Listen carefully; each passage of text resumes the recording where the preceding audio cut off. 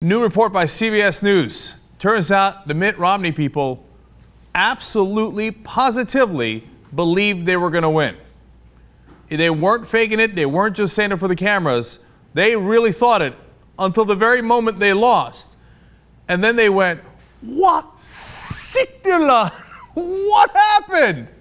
So it turns out that, according to Jan Crawford, this is how it went down throughout the night. They said after Ohio went for Mr. Obama, it was over, but senior advisors say no one could process it. I already love that. And then here is a Romney senior advisor quoted. We went into the evening confident we had a good path to victory. I don't think there was one person who saw this coming. Now, pause and think about that. But wait a minute. In the best case scenario, it was going to be a really tight election in your favor. That's your best case scenario. Not one person in the campaign thought, hey, what if we lose? That didn't occur to you? Oh, come on. But it goes to their smugness and this attitude like, well, of course it's going to be us. It can't be that Obama guy. But they really mean this. Listen, watch this. Same senior advisor, quote, Romney was stoic as he talked to the president, an aide said, but his wife, Ann, cried. Running mate Paul Ryan seemed genuinely shocked. And then they go on to say, quote, there's nothing worse than when you think you're going to win and you don't. It was like a sucker punch. But wait, how could it be a sucker punch? Did you read none of the polls?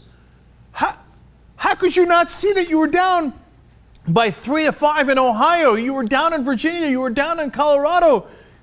What is wrong with you people? But the thing is, Romney is so smug. He thinks, well, that's what I do. I win, right? Well, obviously, I don't know if it was a religious thing too. Like, Bush used to think like, oh, this preordained from God. Obviously, the lords of Cobol have decided I'm going to be president, whatever. Like, he apparently didn't write a speech if he had to concede. He only had a victory speech. And it wasn't like false arrogance. They were positive they were going to win. Quote, he was shell-shocked. Now, we were wondering why it took them so long to get out there to do the concession speech. It turns out since they couldn't believe they had lost, they literally did not believe it.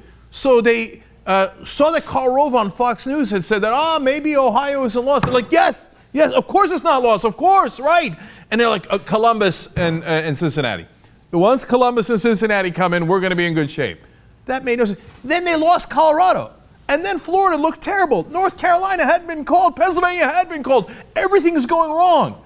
And they're like, no, we're going to win. We're going to win. Wrong again, Bob. You lost. And that's also why the concession speech was so short. We were wondering why that was. It's because he had to write it last minute. He's like, ouch, he didn't expect it.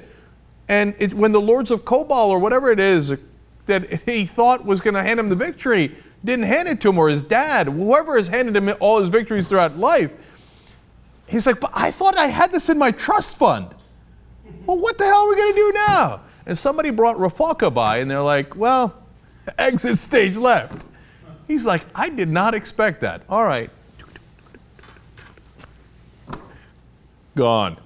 Shell-shocked. I love it. But look, if you're that arrogant, that's how you lose elections. If you think there's no way you can lose, trust me, there's a way you can lose.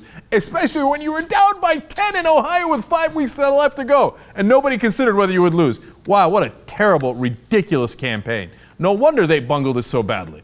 Because they thought it doesn't really matter what we do, we're definitely going to win.